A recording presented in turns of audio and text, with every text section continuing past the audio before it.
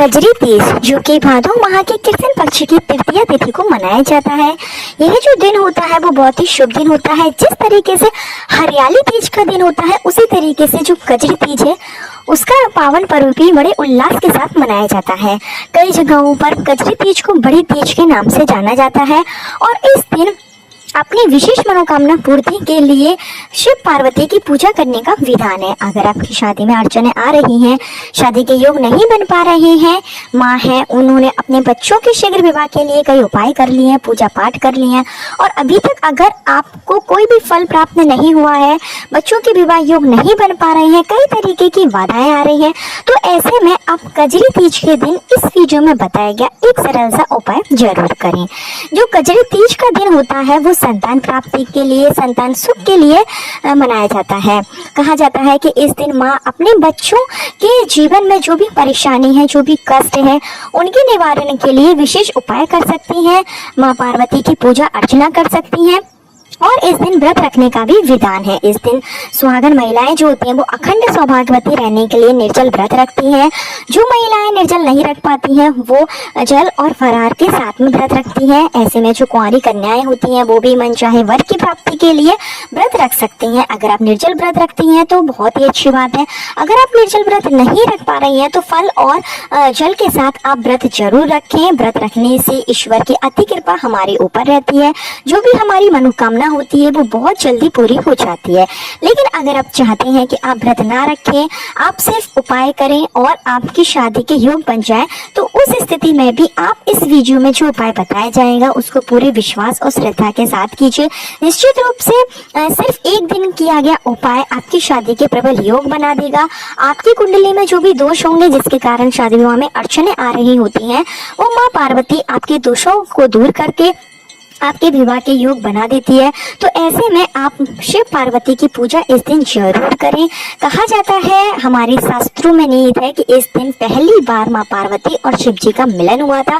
तो ऐसे में कजरी तीज का जो पावन पर्व है वो बहुत ही शुभ दिन माना जाता है। इस बार की जो कजरी तीज है वो 22 अगस्त के दिन है, यानी कि गुरुवार के दिन है। 22 अगस्त गुरुवार के दिन पड़ने वाली जो कजरी तीज है वो शीघ्र विवाह के लिए बहुत ही शुभ मानी गई है।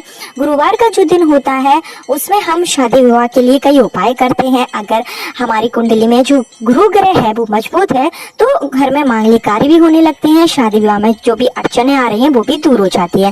साथ ही साथ शुक्र ग्रह के मजबूत होने पर भी शादी के योग बनते हैं और शादी के बाद का जो वैवाहिक जीवन होता है वो भी सुखमय होता है। तो आप हरियाली तीज के दिन अपने गुरु ग्रह को भी मजबूत करें, साथ ही साथ शुक्र ग्रह को भी मजबूत करें। मैं जो आपको उपाय बताऊंगी उसको माँ अपने बच्चों के शीघ्र विवाह के लिए कर सकती है, क्योंकि हरियाली तीज का जो दिन होता है वो विशेषकर माँ के लिए होता है।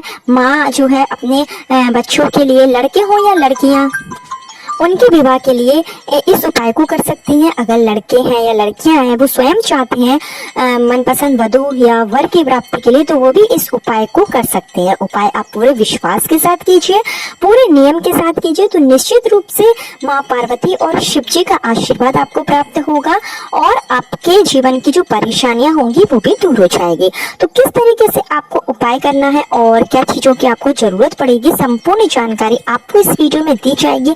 लेकिन आगे वीडियो शुरू करने से पहले हमेशा की तरह आपसे मेरा निवेदन है कि अगर अभी तक आपने मेरे चैनल छोटी बहू डेली टिप्स को सब्सक्राइब नहीं किया है तो चैनल को सब्सक्राइब जरूर कर लीजिए। वीडियो पसंद आए तो लाइक कीजिए और कमेंट बॉक्स में हर हर महादेव जरूर लिखिए, जय माँ लक्ष्मी जरूर लिखिए, जिससे कि भोलेनाथ की कृपा आप पर हो सके, माँ पार्वती का आशीर्वाद आपको प्राप्त हो सके। तो आपको क्या करना है कि इस दिन जो भी इस उपाय को करें, माता पिता कर रहे हैं तो, और अगर बच्चे कर रहे हैं तो आपको सुबह जल्दी उठना होगा। आप कोशिश कीजिए कि आप ब्रह्म मुहूर्त में उठें, स्नान आदि करके साफ सुथरे वस्त्र आप धारण कर लें। इस दिन अगर आप पीले कलर के वस्त्र पहनेंगे, क्योंकि गुरुवार भी है और कजरी तीज है, तो आप पीले कलर के वस्त्र पहने। सुहाग की जो चीजें हैं, अगर जो सुहागन महिलाएं अगर माँ कर रही है अपने बच्चों के लिए उपाय, तो वो 16 श्रृंगार की सभी चीजें पहने। और अगर लड़कियां कर रही हैं तो वो भी कोशिश यह करें कि मेहंदी लगा लें, नील पेंट वगैरह लगा लें, जितना हो सके आप उतना चीजें जो है वो पहन लें। उसके बाद में आप इस उपाय को शुरू करें। सबसे पहले आपको अपने घर के पूजा स्थल में एक घी का दीपक जलाना है और अगर आप व्रत करेंगी तो आपको व्रत का संकल्प लेना है। संकल्प लेने के लिए आपको अपना दाहिना हाथ में थोड़ा सा जल डालना है, फूल, चावल इत्यादि डालकर आप माँ पार्वती के सामने संकल्प लेंगे कि मैं इस उपाय को कर रही हूँ और मैं निर्जल व्रत रख रही हूँ या फिर फलाहार के साथ व्रत रख रही हूँ।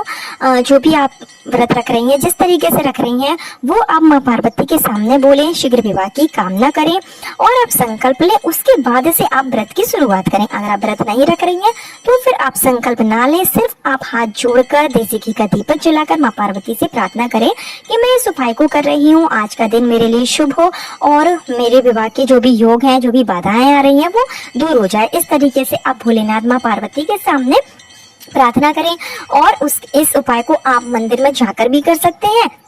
अगर आप मंदिर नहीं जा पा रहे हैं तो आप घर पर भी, आपके पास शिव पार्वती की फोटो है, तस्वीर है, मूर्ति है, तो आप उसके सामने भी इस उपाय को कर सकते हैं। और इसके लिए आपको 16 श्रृंगार की जो चीजें होंगी, जिसमें सभी चीजें आपको रखना है, वो सारी चीजें आप माँ पार्वती को अर्पित कीजिए।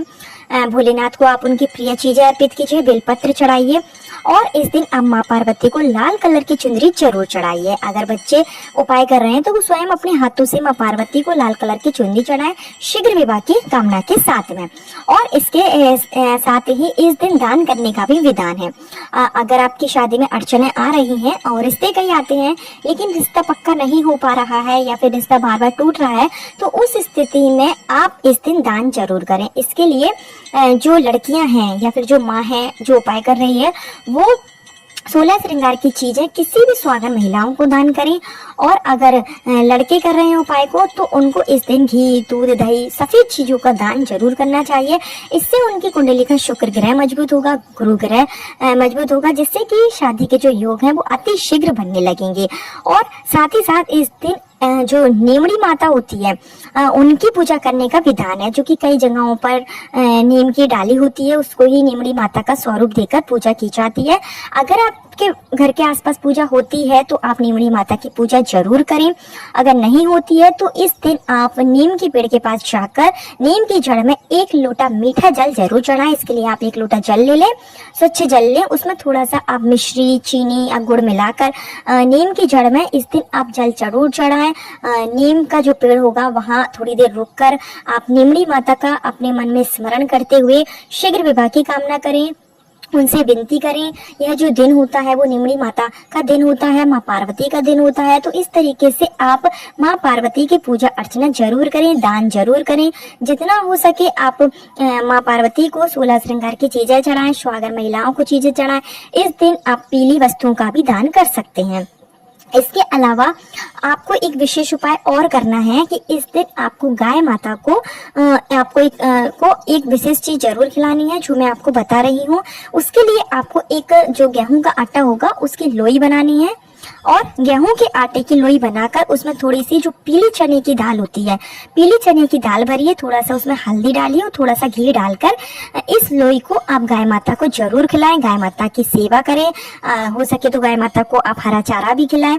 कजरी तीज के दिन गाय माता की जितनी हो सके आप सेवा करें, गाय माता का आशीर्वाद प्राप्त करें। इससे भी आपके विवाह के अतिशीघ्र योग बनने लगेंगे। एक तो गुरुवार है और ऊपर से कजरी तीज है, तो इस दिन गाय माता की पूजा करने से ईश्वर की अति कृपा आपके ऊपर होगी। अब आपको जो विशेष उपाय करना है वो मैं आपको बता रही हूँ। तो इसके लिए आपको जरूरत पड़ेगी 7 हल्दी की गांठ की।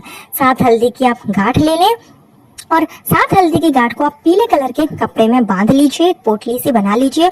और इस हल्दी की गांठ को, अगर आपके पास हल्दी की गांठ नहीं है तो उसका भी मैं आपको उपाय बताऊंगी कि किस तरीके से आप हल्दी की गांठ नहीं है तो उपाय कर सकते हैं, वो मैं आपको आगे बताऊंगी। अभी मैं आपको बता रही हूँ हल्दी की गांठ का। अगर आपके पास हल्दी की गांठ की व्यवस्था हो जाती है तो आपको उसे सही करिए कि 7 हल्दी की गांठ ले लें, उसको आप पीले कलर के कपड़े में बांध कर माँ पार्वती के मंदिर, शिव भगवान के मंदिर में जाएं और माँ पार्वती के चरणों में आप हल्दी की गांठ रखें। भोलेनाथ को आपको हल्दी नहीं चढ़ानी है, शिव जी पर हल्दी नहीं चढ़ाई जाती है, लेकिन आप माँ पार्वती को हल्दी की गांठ जरूर चढ़ाएं। हल्दी की गांठ चढ़ाने से शीघ्र विवाह के योग बनने लगते हैं। अब अगर आपके पास हल्दी की गांठ नहीं है तो उस स्थिति में आप क्या कर सकते हैं कि एक चुटकी मतलब एक चम्मच ले लीजिए हल्दी। एक चम्मच हल्दी को आप गंगा जल से थोड़ा सा घोर लीजिए।